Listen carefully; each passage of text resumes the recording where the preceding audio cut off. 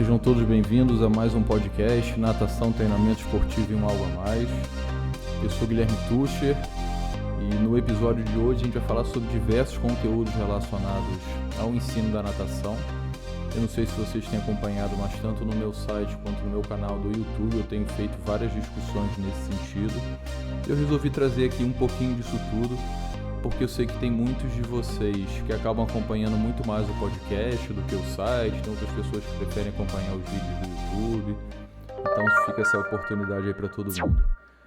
Antes de começar, eu queria agradecer também aos colegas, estudantes e professores de educação física que entraram em contato, me dando feedback, principalmente do podcast, no caso aqui, agradecendo. Poxa, isso para mim é muito importante, porque vocês devem imaginar o quanto que isso é trabalhoso, e a intenção é estar ajudando outros professores, os estudantes, para que a gente possa ter uma educação física mais forte, para que a gente possa ter uma natação melhor.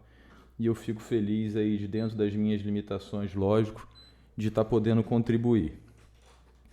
Então hoje, como eu disse para vocês, a gente vai falar sobre o ensino da natação.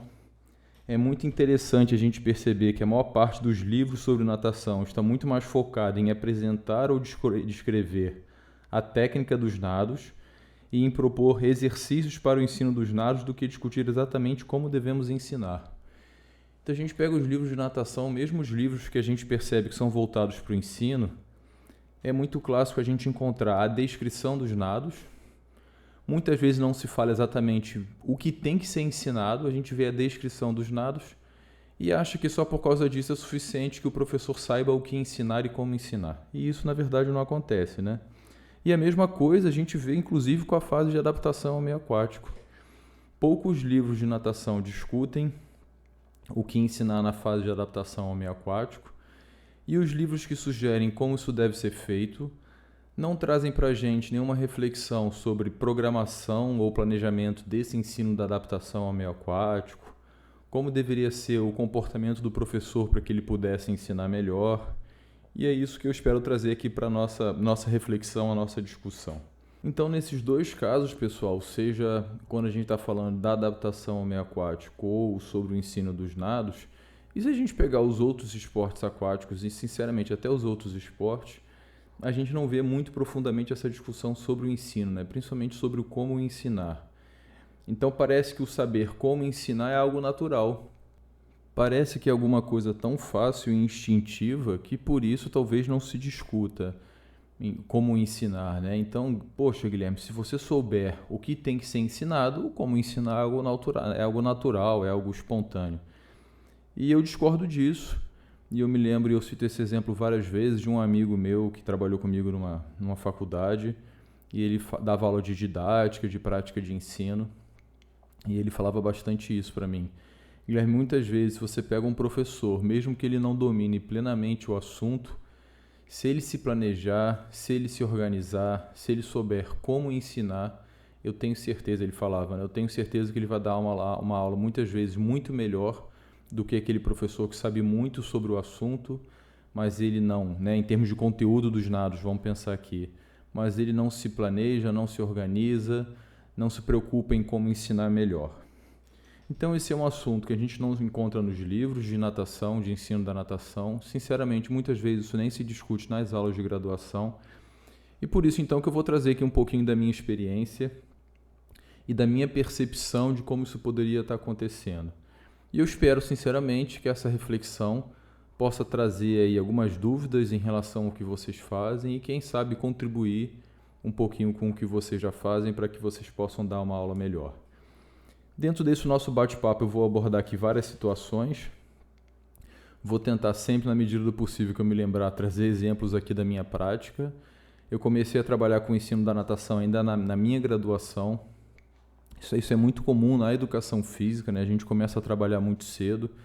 Isso tem um lado positivo, porque se a pessoa tiver aí o mínimo de preocupação, ela vai estar o tempo inteiro ministrando as aulas dela, mesmo que seja no estágio, e ao mesmo tempo ela vai tentar recorrer aos professores da graduação para poder tirar suas dúvidas.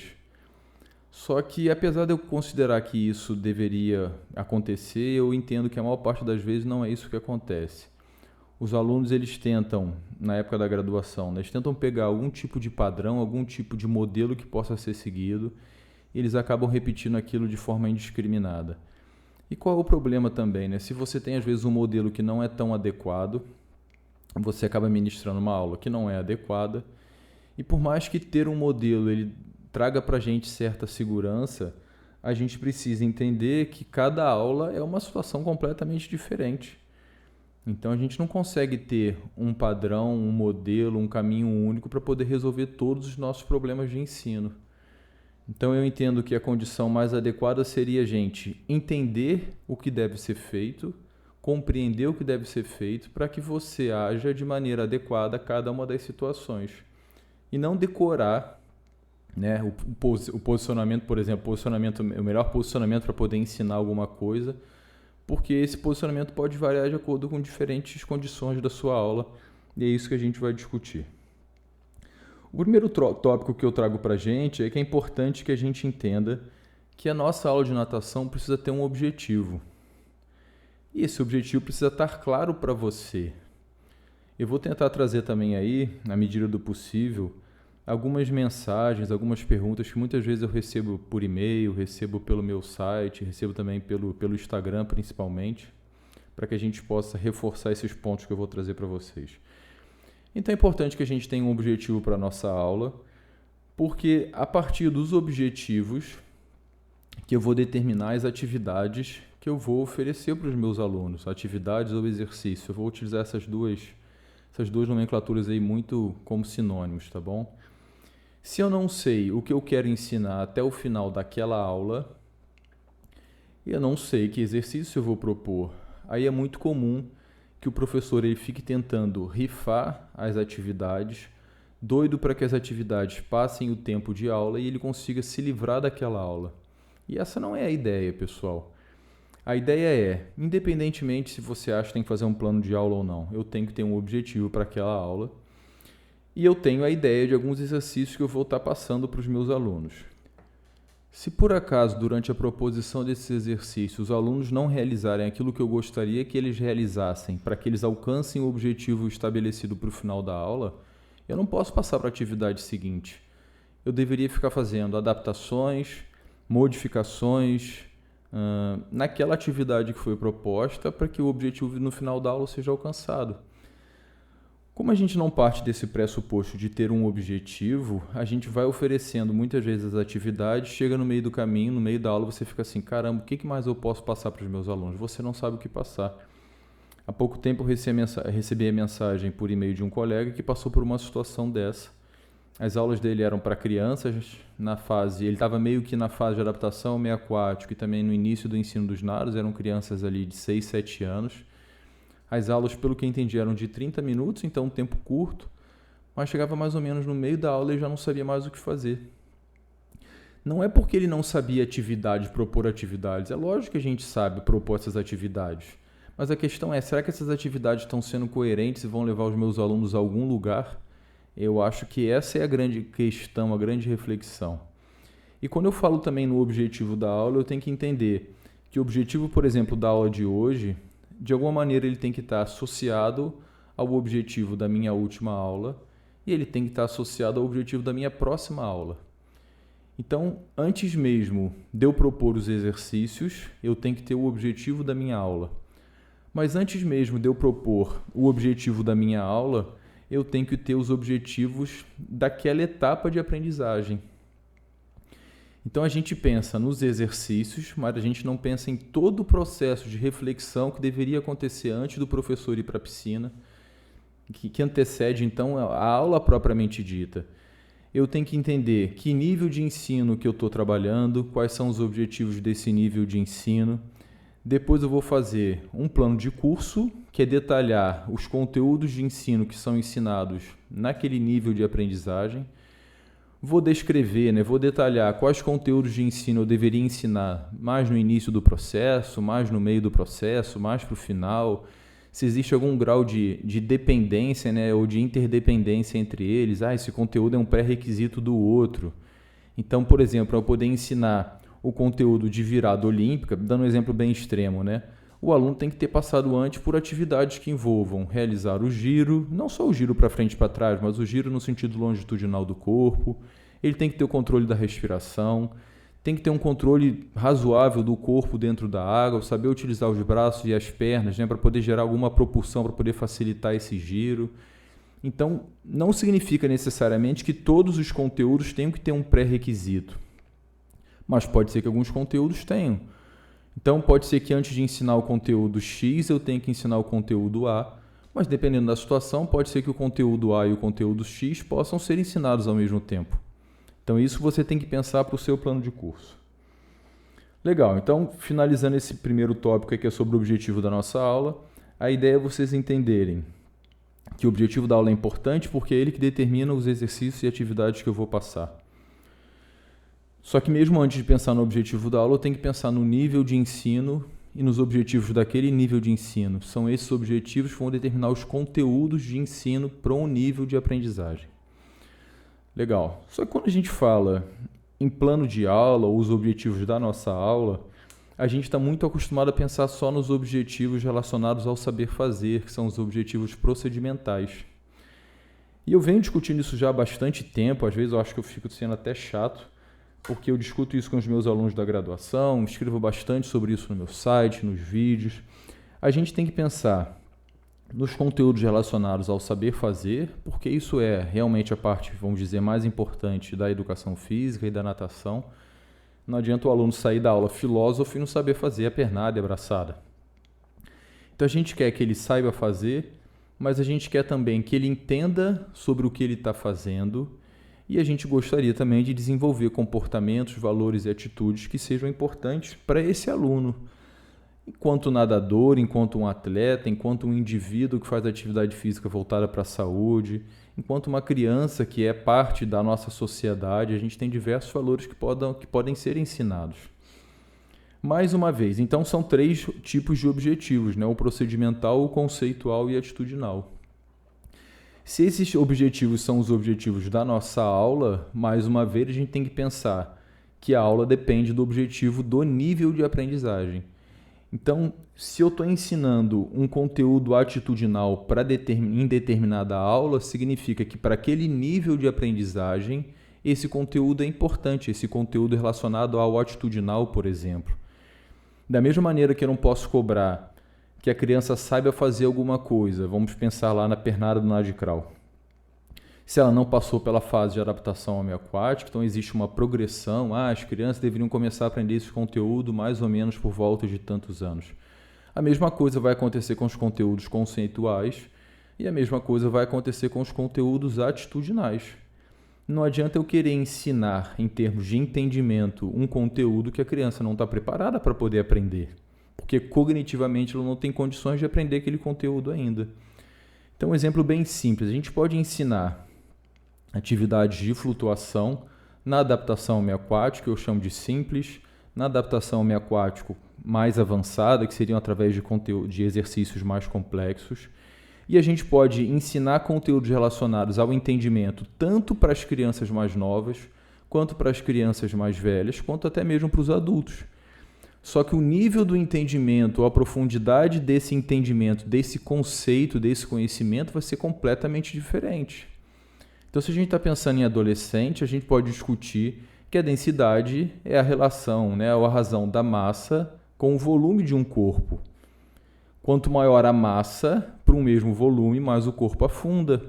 Mas se a gente tem 2 corpos, por exemplo, com a mesma massa, aquele corpo que ocupar mais espaço, ele vai ter uma densidade menor e por isso ele flutua. Então isso um adolescente e um adulto eles conseguem entender. Uma criança já não faz sentido. Mas se, por exemplo, a criança entende que se ela prender o ar, ela vai conseguir flutuar com mais facilidade, isso é um entendimento, isso pode ajudá-la na flutuação. Então, da mesma maneira que a gente tem que distribuir os conteúdos de ensino procedimentais ao longo dos níveis de aprendizagem e automaticamente nas aulas, a gente deveria pensar a mesma coisa para os conteúdos conceituais e para os conteúdos também atitudinais. Certo, pessoal? O nosso terceiro tópico acaba retratando um pouquinho do que a gente já falou, né? Primeiro a gente tem que pensar no plano de curso e depois no plano de aula. O plano de curso, como eu já adiantei um pouquinho para vocês, é o detalhamento, é a descrição do que é ensinado num nível de aprendizagem. E o plano de aula são todos os planos de aula que vão compor as aulas que são realizadas nesse nível de aprendizagem. A duração do plano de curso, ela depende do que você acredita que deva ser ensinado em cada nível de aprendizagem. Então, resumidamente, quais são os níveis que a gente tem de aprendizagem? E de uma maneira bem grosseira para vocês entenderem. A gente tem lá natação para bebês, depois a gente tem adaptação ao meio aquático, ensino do crawl e do costas, aperfeiçoamento crawl e costas, ensino do peito borboleta e depois aperfeiçoamento dos 4 nados. Essa é a ideia bem grosseira e bem geral. Mas, na verdade, essa natação para bebês pode ser dividida em mais etapas.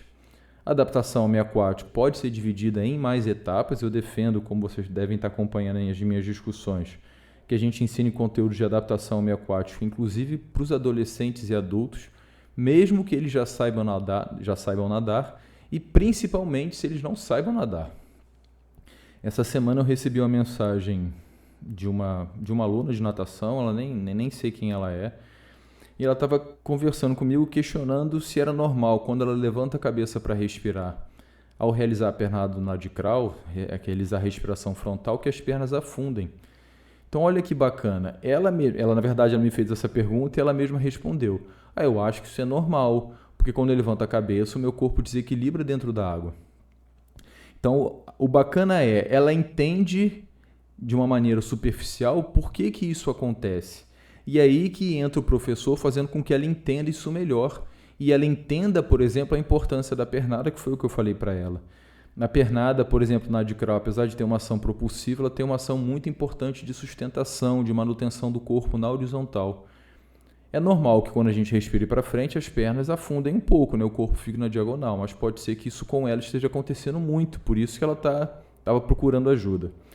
E eu sugeri para ela, como ela parece que não fez a adaptação ao meio aquático, que ao mesmo tempo que ela aprenda os conteúdos dos nados formais, ela aprendesse também conteúdos da adaptação ao meio aquático. Ela precisa ter experiências gerais dentro da água para depois aprender os nados. Não tem como ser diferente, pessoal. Senão fica uma aprendizagem forçada. É aquele negócio que a pessoa até consegue nadar os 25, 100, 200 metros, mas se ela tiver que parar no meio da piscina para poder fazer uma sustentação, ela morre afogada. E não é isso que a gente quer que aconteça. Então, a quantidade de níveis de aprendizagem na sua escola de natação, no seu clube, depende daquilo que você acredita, da filosofia que você tem para a sua escola de natação. E esses níveis podem estar preocupados, por exemplo, numa formação geral e depois numa especialização para que o indivíduo se torne um atleta.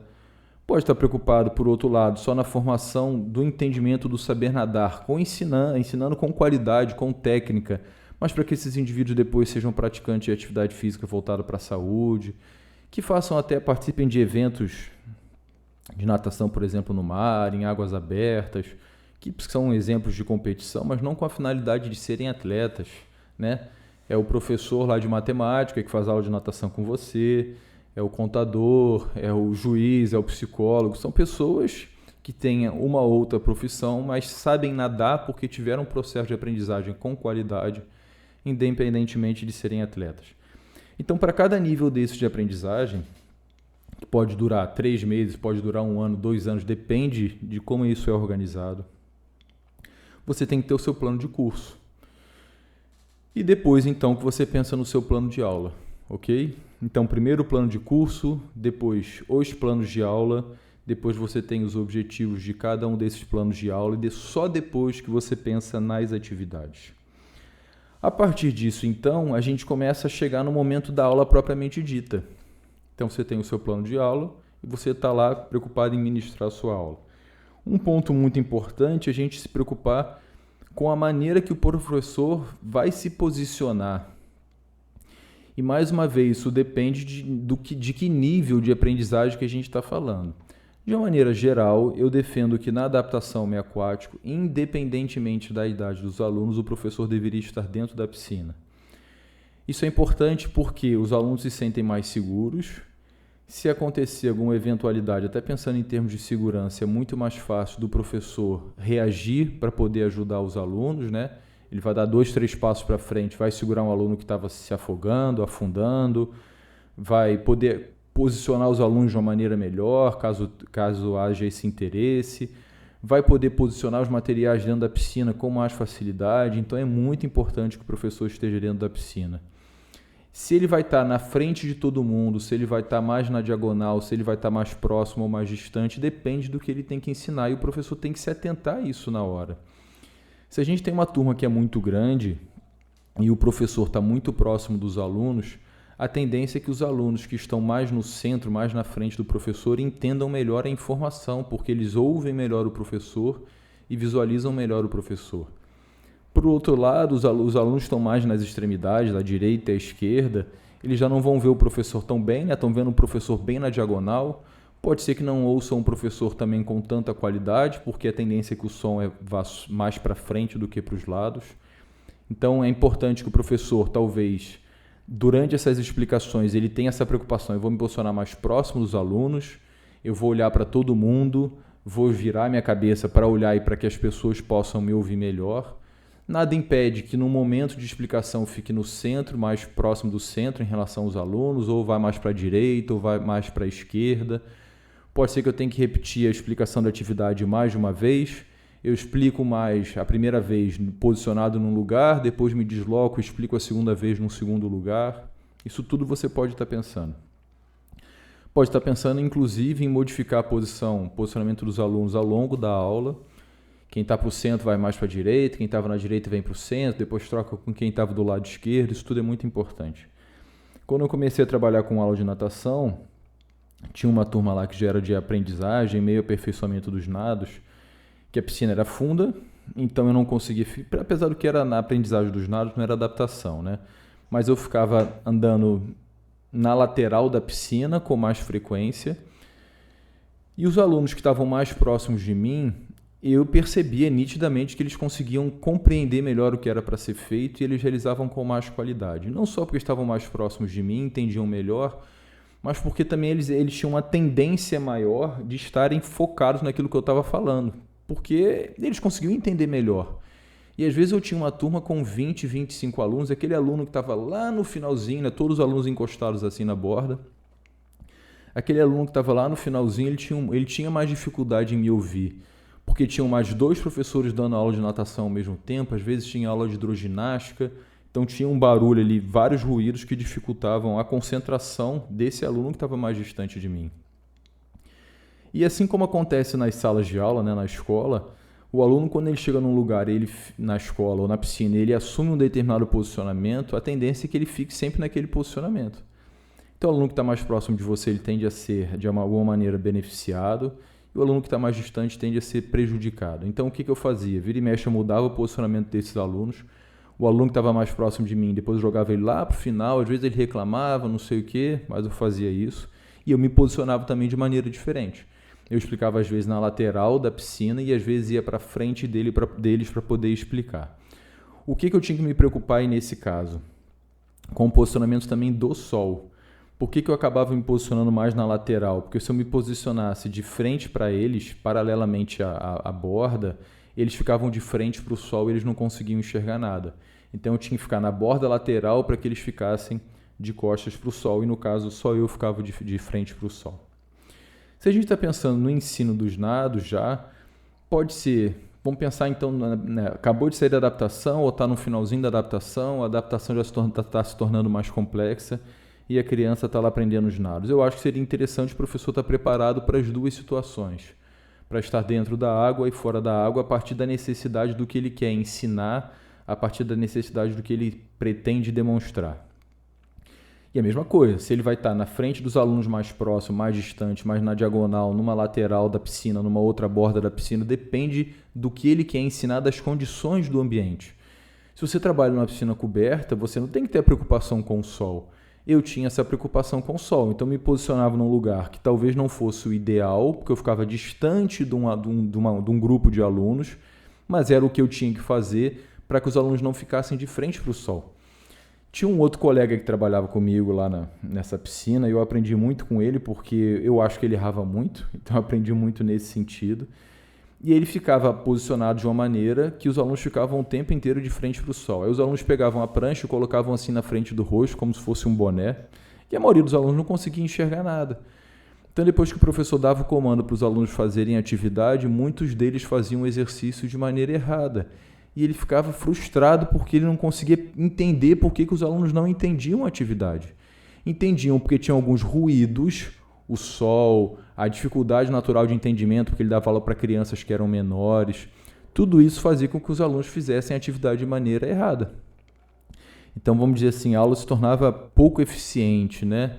O professor estava tentando dar o melhor dele ali, mas ele não tinha determinados conhecimentos que pudessem fazer a instrução ter mais qualidade.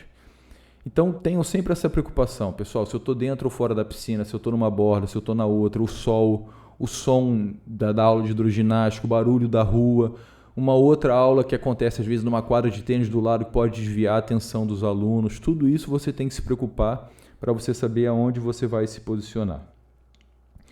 Deixa eu ver qual é o nosso próximo tópico aqui.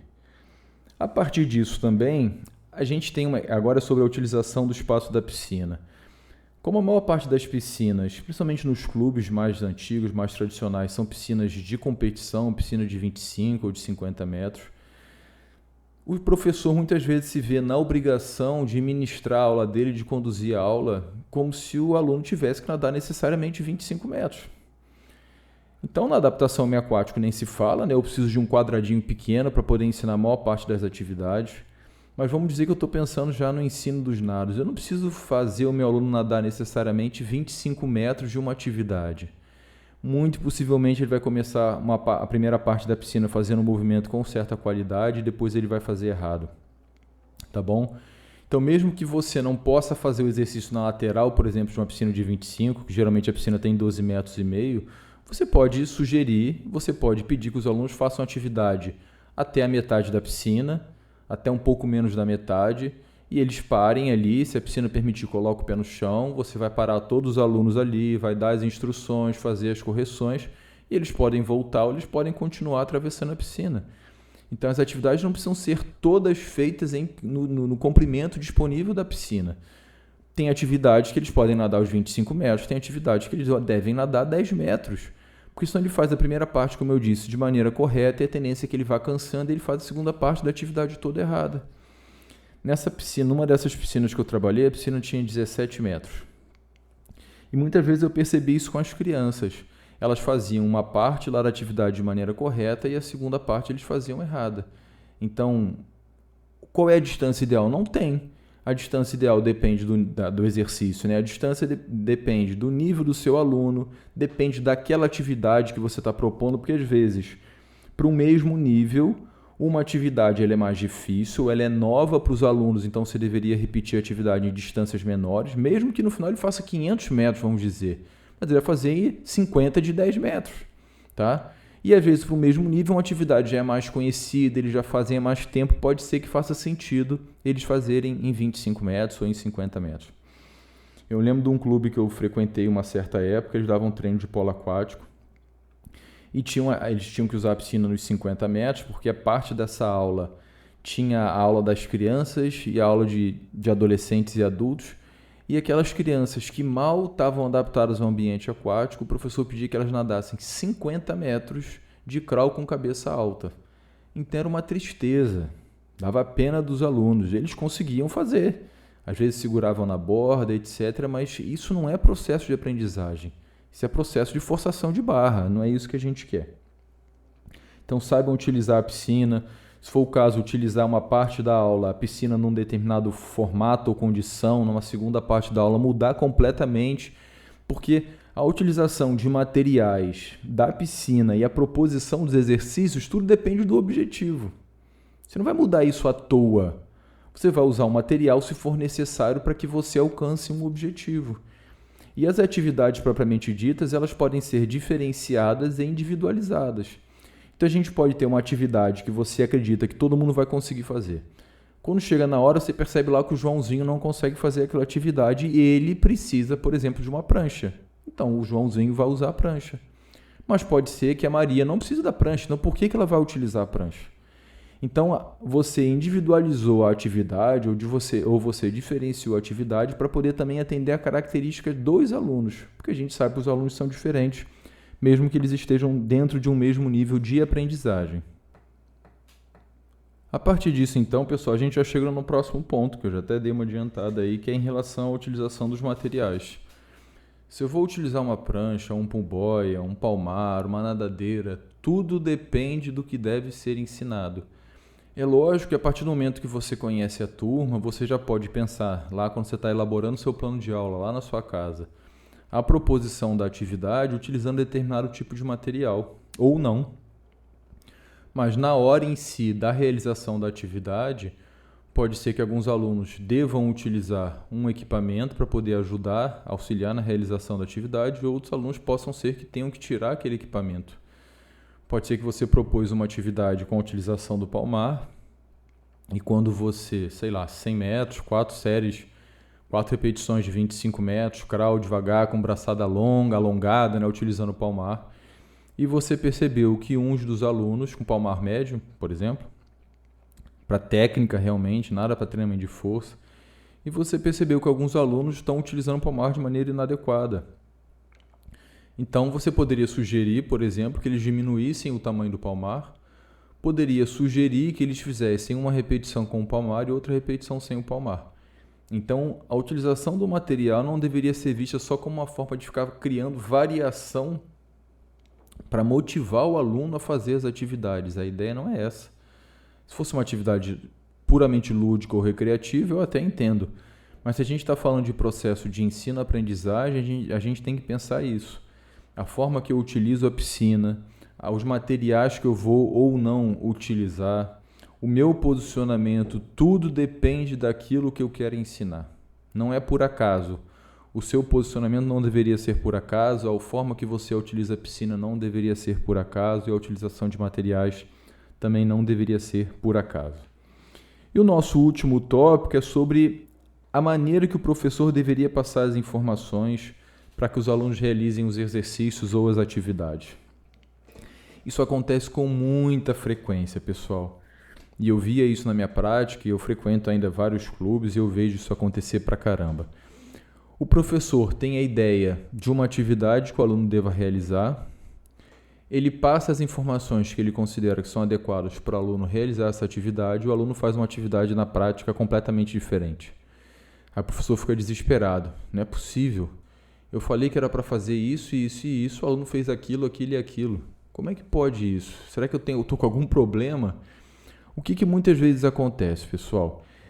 A gente tem aqui uma coisa que se discute muito quando a gente está ministrando as aulas, que é, eu não deveria passar informação de menos para que os alunos não entendam o que fazer, mas ao mesmo tempo não passar informação de mais, porque os alunos vão ficar perdidos. Então, o primeiro ponto que eu queria passar para vocês é o seguinte, você tem que passar o mínimo necessário para que o aluno realize aquilo que você quer que ele faça, com qualidade. Se você acredita que a informação ela deveria ser maior do que aquela que os alunos conseguem entender, você pode dividir essa informação pela quantidade de repetições que eles vão realizar. Então vamos supor lá que os alunos estão fazendo uma atividade na lateral da piscina, a piscina tem 10 metros, e você então poderia, na primeira repetição de 10 metros de uma atividade qualquer, passar uma quantidade de informações. Depois, na segunda repetição de 10 metros, você corrige o que foi feito de errado da primeira vez e acrescenta outras informações no mesmo exercício, para que depois de talvez 3 ou 4 repetições eles entendam, ou eles teriam entendido o que é para ser feito. E como eles repetiram isso por mais de uma vez, eles vão ter condições de entender realmente o que é para ser feito. Então, a ideia é como se você fizesse talvez algumas repetições de introdução para que eles entendessem o que é para ser feito, para que só depois eles realmente fizessem o que é para ser feito. Essa é uma sugestão. Mas o ponto principal que eu percebo que os professores pecam é o seguinte: eles não passam esse mínimo de informações que os alunos deveriam saber, e os alunos, então, toda vez que tem uma lacuna do entendimento do que é para fazer, eles vão fazer do jeito que eles acham que é para fazer. Se o professor, por exemplo, fala para o aluno um exercício bem simples, né? A discussão aqui não é se o exercício é bom ou ruim, mas só para vocês entenderem. Pessoal, quero que vocês peguem a prancha e façam a pernada até o outro lado, tá bom? Pernada fraca, normal, com a frequência tal, tudo bem. Os alunos vão pegar a prancha e vão fazer a pernada. Aí ele vai olhar um dos alunos está com o rosto dentro da água. O outro aluno está com o rosto o tempo inteiro fora da água. Um dos alunos faz a braçada para poder respirar. O outro aluno está só com um dos braços na prancha e a outra mão do lado do corpo. E o professor fica revoltado. Não é possível, os alunos são burros. Não, pessoal. Você tem que passar o exercício da maneira correta. Como é que tem que ficar o rosto durante a realização da atividade? É dentro ou fora da água? Tem que ser dentro da água. Se você não disser, vai ficar uma lacuna do entendimento do que é para ser feito e cada aluno, então, vai fazer de uma maneira diferente. Dentro da água, tudo bem. O que o aluno tem que fazer quando for respirar? Ele faz a braçada ou ele respira para frente? Se você não disser, cada um vai fazer de uma maneira diferente. É para segurar a prancha com as duas mãos ou apenas com uma das mãos? Se você não disser, cada aluno vai fazer de uma maneira diferente. Como eu disse, se você entende que a informação que você deveria passar é complexa demais, passa as informações ao longo das repetições. Não, Guilherme, pode ser que eu já consiga passar o que é necessário desde o início. E tenta, tá bom? A ideia não é passar informação demais, é passar o que é necessário de ter de informação. Uma outra maneira de você orientar a realização da atividade, além da forma oral, seria por meio da demonstração. E essa demonstração pode ser realizada pelo professor ou pode ser realizada pelo aluno. Aqui, qual é a preocupação que a gente tem que ter? Cada aluno, cada um de nós tem uma capacidade de percepção completamente diferente. Se você está demonstrando uma atividade para os alunos, seja dentro ou fora da piscina, você tem que perceber que os alunos estão recebendo um conjunto de informações diversas. Então, por exemplo, esse meu amigo que eu falei que eu aprendi muito com ele porque ele fazia, na minha opinião, coisas erradas. Ele estava passando exercícios lá de pernada do nado de crawl para crianças de 4, 5, 6 anos, que eu já acho que nem precisaria fazer isso. Acho que a gente ainda deveria estar reforçando a adaptação ao meio aquático. E como elas eram mais novas, ele percebia que a informação oral que ele passava não era suficiente para que as crianças realizassem a atividade de maneira correta. Tá? Então, o que ele preferia fazer? Ele preferia demonstrar. Ele não pedia para algum outro colega demonstrar, porque eram crianças que não sabiam fazer o exercício direito, ele preferia demonstrar.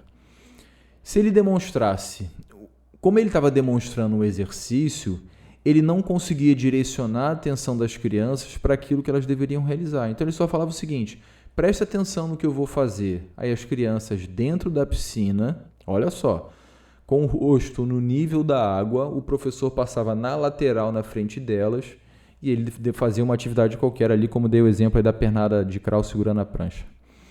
Então, o aluno ele tinha que ter condições, uma criança de 5 anos, ele tinha que ter condições de perceber como o professor estava segurando a prancha, como estava a posição da cabeça, como ele tinha que respirar, como é que estava o corpo, como é que estava o quadril, como é que estava o joelho, como é que estava o tornozelo, como é que estava a posição dos pés, como é que era a frequência da pernada, como é que ele fazia para respirar. É muita coisa.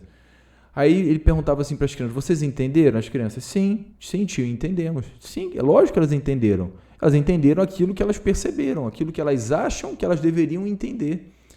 Como o professor não direcionou para elas qual era o foco da atenção, elas diziam, né, que tinham entendido tudo, mas na hora de realizar a atividade, a maior parte das crianças fazia tudo errado, fazia de qualquer jeito. E eu percebi que o professor ficava frustrado. Muitas vezes ele fazia na lateral, né, passando pela frente dos alunos, e outras vezes, que também era pior ainda, ele fazia no sentido do nado dos alunos. Então ele falava, né, mais uma vez aí: eu vou segurar a prancha e fazer pernada de crawl, tá bom? Pernadinha de crawl. Aí ele ia nadando no sentido que os alunos deveriam nadar. Então o que os alunos viam porque estavam atrás deles? Só a borbolha da pernada. Nenhum deles não conseguiu entender nada. Talvez qual seria uma condição aí menos pior? Tirar os alunos da piscina, para que eles sentem na piscina, para que eles consigam observar o movimento de cima para baixo. Fica muito mais fácil de entender do que se eles estiverem no mesmo nível de realização do movimento. O professor vai realizar uma vez, antes ele vai dar a orientação no que os alunos deveriam prestar atenção, faz uma vez, depois, se for o caso, questiona, né, pergunta o que entendeu, o que não entendeu, para poder ter certeza se os alunos observaram aquilo que ele deveria observar. Talvez depois demonstre de novo, direcionando mais uma vez o foco da atenção, até que ele tenha certeza se aquilo que ele gostaria que os alunos entendessem foi realmente entendido. De qualquer maneira, eu ainda acho que não é adequado o professor demonstrar. Se a gente está pensando em crianças nessa etapa aí que eu falei para vocês de 5, 6, 4 anos, talvez o movimento deveria ser mais livre. Essa é a minha opinião. Você não deveria ter necessariamente ali um padrão. A qualidade da sua informação oral, por mais simples que seja, talvez seja o suficiente. Mas pode ser que você esteja trabalhando com crianças mais velhas e você acha que a sua demonstração é importante ou é interessante. Tudo bem. Eu já discuti um pouquinho da demonstração dentro da água. Se a gente fosse pensar na demonstração fora da água, e até dentro da água, a preocupação primeira que a gente tem que ter é: o movimento que eu estou fazendo, ele tem qualidade?